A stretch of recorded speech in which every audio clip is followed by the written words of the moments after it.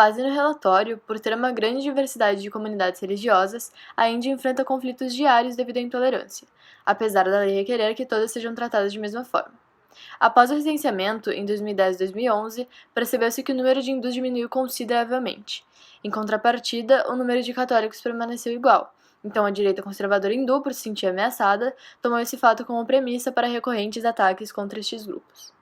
Apesar de tudo, na teoria a Índia possui diversos meios que assegurariam a liberdade religiosa individual, inclusive na Constituição Federal, como, por exemplo, os artigos 25 e 29, que prevêem a todos os indivíduos a liberdade de consciência e o direito a professar livremente, praticar e propagar a sua religião, assim como afirmam que os cidadãos têm o direito de preservar seus costumes e línguas individuais. Entretanto, muitos desses artigos são infringidos, acarretando nos conflitos.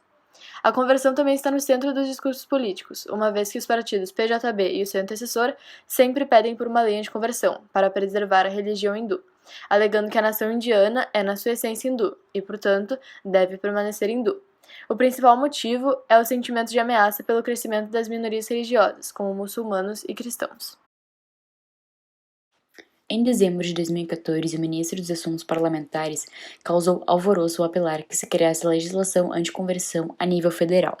Em março de 2015, Rajnath Singh, o ministro federal do Interior, apelou a um debate nacional sobre a questão e insistiu na necessidade de uma lei. Hoje em dia, entre os 29 estados e 7 territórios da União Indiana, 6 aprovaram as leis anticonversão. São eles: Arunachal Pradesh, Odisha, Madhya Pradesh, Chhattisgarh, Himachal Pradesh e Tamil Nadu. Embora neste último, localizado no sul do país, onde os cristãos são muitos, a lei não tenha sido aprovada. As leis anticonversão penalizam as conversões obtidas pela força ou por meios fraudulentos, baseados na noção de defesa da ordem pública. Para os que se opõem a um potencial lei anticonversão federal, isto mostra claramente as intenções deturpadas do governo central em limitar a liberdade religiosa e liberdade de seguir uma fé, disse Navaid Hamid, secretário do Conselho do Sul da Ásia para as Minorias. No entanto, de acordo com o padre Paul Telakat, porta-voz da Igreja Católica Síria Malabar, não há necessidade de criar leis para restringir conversões na Índia, já que a religião hindu não vai sobreviver ao contato com outras religiões. Os números publicados pelo governo indiano e apresentados no parlamento no dia 6 de fevereiro de 2018 destacam a atual tendência para o aumento da violência interreligiosa. O antigo arcebispo católico de Guwahati, em Assam, Dom Thomas Menon Parampil, disse que Narendra Modi e o BJP têm consciência de que a maioria hindu da população não está unida. O antigo arcebispo acrescentou que uma forma de unir a população hindu é apresentar-lhes as minorias muçulmana e cristã como ameaças à identidade da Índia. As importantes reformas econômicas de Narendra Modi levaram a uma economia exclusiva, mencionou o antigo arcebispo. Embora esta economia da exclusão encaixe bem com os aspectos da ideologia nacionalista hindu, os líderes políticos estão conscientes de que, a longo prazo, a falta de solidariedade entre hindus é prejudicial aos interesses da elite no poder. Segundo o antigo arcebispo, os membros mais pobres da sociedade não vão estar convencidos ou impressionados com o sucesso econômico do governo. Ele está tentando mobilizá-los, mencionando a proteção da vaca ou até a proibição da conversão em questões religiosas.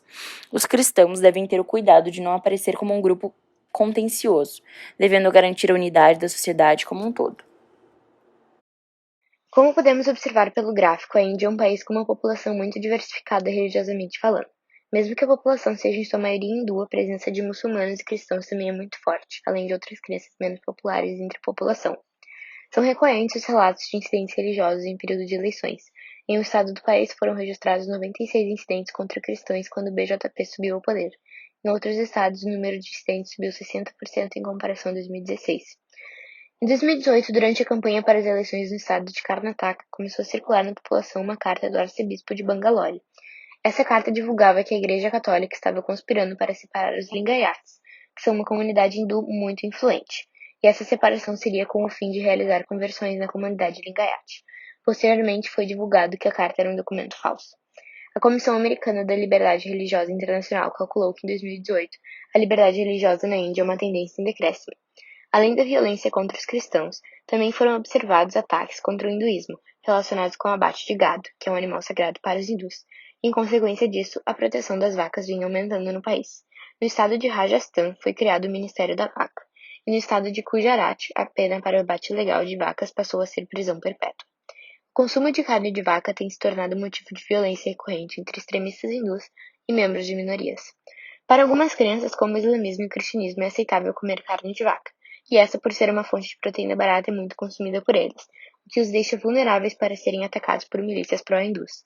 É uma discussão recorrente se o caráter sagrado da vaca deve ser anunciado ou não no país. Os contrários argumentam que isso seria anunciar o advento de uma cultura hindu em todo o país. Neste ano de 2020, uma lei que facilita a obtenção da cidadania de estrangeiros não islâmicos causou um grande conflito entre muçulmanos e hindus, o que resultou na morte de 32 pessoas na capital da Índia.